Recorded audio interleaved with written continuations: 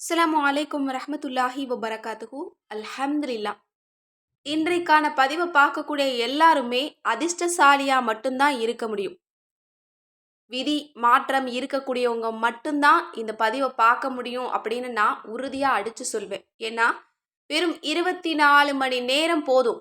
நான் சொல்லக்கூடிய இந்த அமலை நீங்க செஞ்சீங்க அப்படின்னா இந்த உலகத்துல நீங்க எதை அடையணும்னு நினைச்சாலும் அது நடக்கும். எவ்வளவு பணம் வேணும் அப்படின்னாலும் அது கிடைக்கும். எப்படிப்பட்ட கண்ணீர் நிறைந்த இருள் சூழ்ந்த உங்களுடைய வாழ்க்கையை மாற்ற நினைத்தாலும் அதுவும் நடக்கும்.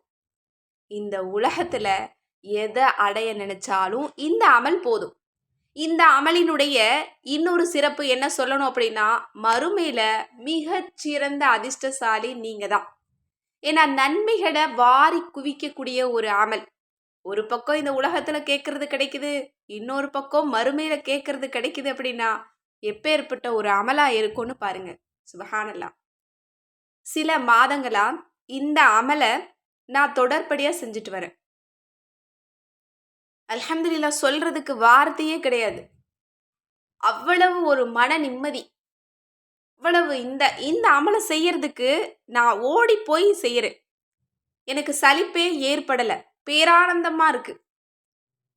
என்னுடைய வாழ்க்கையிலையும் நிறைய பிரச்சனைகள் இருக்கு.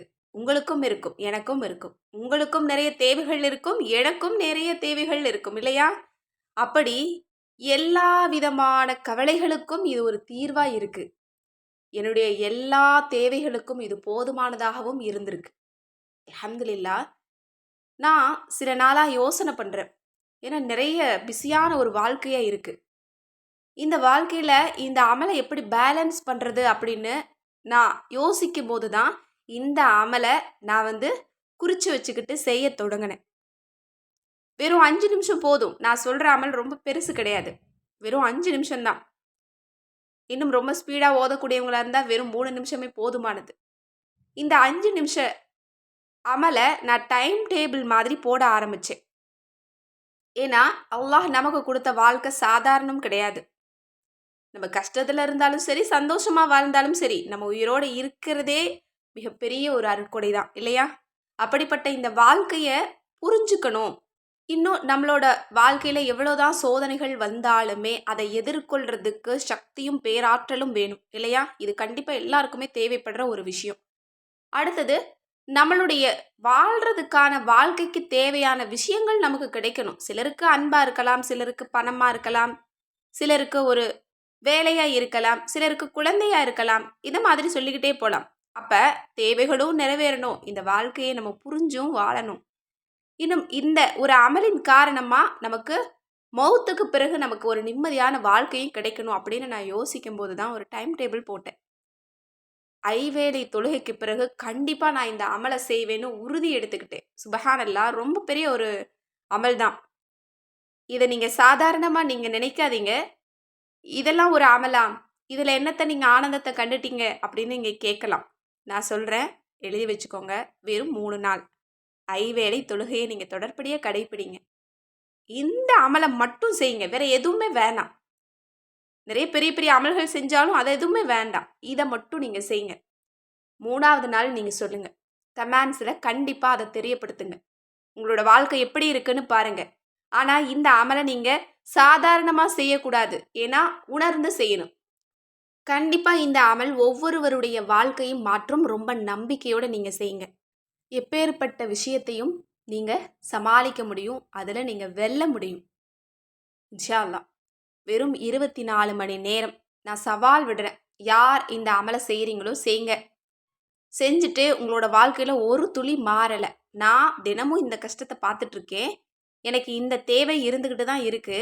மனசுக்குள்ள நிறைய போராட்டங்கள், கவலை, பிரச்சனை, மன அழுத்தத்துல நான் இருக்கேன். ஒரு துளி மாறலை அப்படின்னு நீங்க யாருமே சொல்ல முடியாது. வெறும் 24 மணி நேரம் இந்த அமலை செஞ்சுட்டு இன்ஷா அல்லாஹ் கமெண்ட்ஸ்ல அதை தெரியப்படுத்துங்க. அல்ஹம்துலில்லாஹ். நான் உறுதியோட சொல்லுவேன், எல்லாருக்குமே எனக்கு பதில் கிடைச்சது. நான் ரொம்ப சந்தோஷமா இருக்கேன்னு ஒவ்வொருத்தங்களும் சொல்லுவீங்க. இந்த அமல் தேவைகளுக்காக மட்டும் கிடையாது. மன நிம்மதிக்காக, மன நிறைவுக்காக. வாழ்க்கைனா என்னன்னே தெரியல, நான் ஏன் வாழ்ந்துட்டு இருக்கேன்னே புரியலன்னு நிறைய பேருக்குள்ள கேள்விகள் இருக்கும் பாருங்க. எல்லா கேள்விக்கும் இதுல பதில் இருக்கு. அப்படிப்பட்ட அந்த அமல் என்ன அப்படிங்கிறத நான் சொல்றேன். சில பேர் சொல்றீங்க, சுருக்கமாக சொல்லுங்க அப்படின்னு. சில பேருக்கு புரிகிற மாதிரி தான் சொல்லணும். 90% நபர்கள் புரியக்கூடிய வகையில் சொன்னாதான் அந்த அமலை செய்வாங்க. சில பேருக்கு ஷார்ட்டாக சொன்னாலே புரியும். எனக்கு 90% மக்களுடைய உணர்வுகள் தான் ரொம்ப முக்கியமாக இருக்குது. அதனால தான் நான் ரொம்ப விரிவாக நான் அதை சொல்லிட்டு இருக்கேன். இப்போ எனக்கு தோணுன விஷயம் என்ன அப்படின்னா, ஐவேளை தொழுகைக்கு இடையில எவ்வளவோ பிரச்சனைகளை சந்திக்கிறோம் இல்லையா? எவ்வளவோ தேவைகள் இருக்குது. இவ்வளோ மனப்போராட்டங்கள்ல வாழ்ந்துட்டு இருக்கோம். அப்ப இதை எல்லாத்தையுமே அல்லாஹ்விடத்துல ஒப்படைக்கிற மாதிரி ஒரு டைம் டேபிள் போடணும் அப்படின்னு தான் நான் இந்த அமலை தேர்ந்தெடுத்தேன். அதில் என்ன இருக்கணும்னு நான் மென்ஷன் பண்ணேன் அப்படின்னா, முதல்ல அல்லாஹ்வை புகழக்கூடிய ஒரு திக்ரு இருக்கணும் அப்படின்னு நான் நினச்சேன். அல்லாஹ்வை புகழ்றதுக்கு நம்ம பெருசாக எதையும் நம்ம யோசிக்க வேண்டியதில்லை. சுபஹானல்லாஹ், அல்ஹம்துலில்லாஹ், அல்லாஹு அக்பர் போதுமானது இல்லையா? இல்லைன்னா களிமாக்களை நீங்கள் எந்த களிமா வேணாலும் நீங்கள் ஓதிக்கலாம். இது எல்லாமே அல்லாஹ்வை புகழக்கூடிய திக்ரு தான். அடுத்தது 2வது இஸ்திக்ஃபார் கண்டிப்பாக ஓதணும்னு நான் நினைச்சேன். ஏன்னா, ஒரு தொழுகையிலேருந்து இன்னொரு தொழுகைக்குள்ள எவ்வளவோ பாவங்கள் நம்ம பண்ணுவோம் இல்லையா? அப்ப அந்த இஸ்திக்ஃபார நம்ம சொல்லும்போது பாவங்கள் மன்னிக்கப்படுது. இது நம்மளோட வாழ்க்கைய வளப்படுத்துது, கஷ்டங்கள லேசாக்குது, துஆக்கள அங்கீகரிக்கிறதுக்கு ரொம்ப உதவியா இருக்குது அப்படின்னு இந்த இஸ்திக்ஃபார நான் ஓத ஆரம்பிச்சேன். 3வது அல்ஹம்துலில்லாஹ். நமக்கு இந்த ஒரு தொழுகையிலிருந்து இன்னொரு தொழுகைக்குள்ள எவ்வளவோ தேவைகள், எவ்வளவோ விஷயங்கள அல்லாஹ் நமக்கு கொடுத்துக்கிட்டே தான் இருக்கிறான். அது எல்லாத்துக்குமே நம்ம நன்றி செலுத்தணும். ஏன்? எவ்வளோ பிரச்சனைகள் இருந்தாலும் நம்ம உயிரோட இருக்கிறோம் பாருங்க, அதுவே பெரிய நியாமத்து தான். அதுக்கே நம்ம முதல்ல நன்றி செலுத்தணும். இன்னும் நம்ம கண்ணுக்கு தெரிஞ்சு நிறைய விஷயங்கள் அல்லாஹ் கொடுத்துருக்கிறான். கண்ணுக்கு தெரியாம எவ்வளவோ ஆயிரக்கணக்கான, லட்சக்கணக்கான அருட்கொடைகளை ஒவ்வொரு நாளும் ஒவ்வொரு படைப்புகளுக்கும் அல்லாஹ் கொடுத்துருக்கிறான். முதல்ல இதுக்கு ஆத்மார்த்தமா அல்ஹம்துலில்லாஹ், எல்லா புகழும் அல்லாஹ் உனக்கே. நான் உயிரோட இருக்கேன், எனக்கு இதுவே பெரிய ஒரு நியாமத் அப்படின்னு மனதுல இருந்து நீங்க சொல்லுங்க. இப்படி நன்றி செலுத்துனீங்க அப்படின்னாலே உங்களோட பிரச்சனை தீரும். உங்களோட துஆ அங்கீகரிக்கப்படும். உங்களோட வாழ்க்கை வளமாகும். மறுமையில இதற்கான நியாமத் பெருசா கிடைக்கும். ஏன்னா ஒவ்வொரு முறை நமக்கு அல்ஹம்துலில்லாஹ் சொல்லும் போதும் அல்லாஹ் நமக்கு இன்னும் அதிகம் அதிகம் கொடுக்குறானாம். அப்ப இந்த அல்ஹம்துலில்லாஹ்வை நம்ம கண்டிப்பா சொல்லணும் இல்லையா? நன்றியை முதல்ல சொல்லிடுங்க. அடுத்தது கண்டிப்பா ஒரு ஸலவாத்த ஓதணும் அப்படின்னு நான் ஒரு முடிவுக்கு வந்தேன். ஒரு தொழுகையிலிருந்து இன்னொரு தொழுகைக்கு வரைக்கும் நமக்கு எவ்வளவோ கஷ்டங்கள் இருக்கு, எவ்வளவோ தேவைகள் இருக்கு, எவ்வளவோ உதவிகள் அல்லாஹ்விடமிருந்து நமக்கு தேவைப்படுது இல்லையா? அது எல்லாத்துக்குமே ஒரு வளமான அமல் வேணும் அப்படின்னா கண்டிப்பா அது ஸலவாத்து தான். ஸலவாத் ஒவ்வொரு நபருடைய வாழ்க்கையை மாத்தும். ஸலவாத் என்பது மனித படைப்பு மட்டுமல்ல, கண்ணுக்கு நமக்கு தெரிஞ்ச, தெரியாத எத்தனையோ படைப்புகள் ஸலவாத்து சொல்லுது. ஸலவாத் சொன்னா வாழ்க்கை வளமாகும். நம்மளோட வாழ்க்கை இன்பமா மாறும். கண்டிப்பா சொல்லி பாருங்க. ஒவ்வொரு தொழுகைக்கு பின்னாடியும் நீங்க ஸலவாத்த சொல்லுங்க. குறைந்தபட்சம் 33 தடவ சொல்லி பாருங்க. அல்ஹம்துலில்லாஹ். உங்களோட துஆ அங்கீகரிக்கப்படும். எந்த துஆவும் நிக்காது. உங்களோட கஷ்டம் தீரும். கடினமான சோதனையான காலகட்டத்த அல்லாஹ் நகர்த்தி கொண்டு போவான். அடுத்தது உங்களுக்கு பரக்கத்து அதிகமாகும். செல்வ செழிப்புல நீங்க வாழ முடியும். எனவே கண்டிப்பா ஸலவாத்த எல்லாருமே ஓதணும். அடுத்தது 6வது அமல் நான் என்ன முடிவுக்கு வந்தேன் அப்படின்னா, கண்டிப்பா அல்லாஹ்வினுடைய ஒவ்வொரு திருநாமங்களுக்கும் ஒரு சிறப்பு இருக்கு. அப்படிங்கும்போது நம்ம சில திருநாமங்களை மட்டும் தேர்ந்தெடுத்து ஓதுறோம். இப்போ யா ரஸாக் ஓதும்போது நமக்கு ரிஸ்க் கிடைக்குதுன்னு ஓதுறோம். யா ரஹ்மான், யா ரஹீம் ஓதும்போது துஆ கபூல் ஆகுது அப்படின்னு நம்ம ஓதுறோம். யா வஹாப், யா வதூத் இதெல்லாமே ஓதும்போது அந்தந்த பேருக்குரிய தன்மை நமக்கு கிடைக்குதுன்னு தெரிஞ்சு நம்ம அதை ஓதுறோம். ஆனா அப்படி கிடையாது. அல்லாஹ்வினுடைய 99 திருநாமங்களுக்கும் ஒரு சிறப்பு இருக்கு. ஒரு சிறப்பு இல்ல, பல சிறப்பு இருக்கு. அப்ப அத அத்தனையுமே நம்ம அடைந்து கொள்ளணும் அப்படின்னு நினைச்சா, கண்டிப்பா நம்ம ஒரு திருநாமத்த ஒவ்வொரு தொழுகைக்கு பின்னாடியும் ஓதணும் அப்படின்னு நான் முடிவுக்கு வந்தேன். ஒரு நேர தொழுகையில யா ரஹ்மான், அடுத்த தொழுகையில யா ரஹீம், அடுத்த தொழுகையில மாலிக், அடுத்த தொழுகையில இப்படியே ஒவ்வொரு அல்லாஹ்வினுடைய பெயர் வரிசையா இருக்கு இல்லையா? அந்த வரிசை பிரகாரம் ஒவ்வொரு நேர தொழுகைக்கு பின்னாடியும் ஒரு திருப்பெயரை 100 தடவை நான் திக்ர் செஞ்சுட்டு வர்றேன்.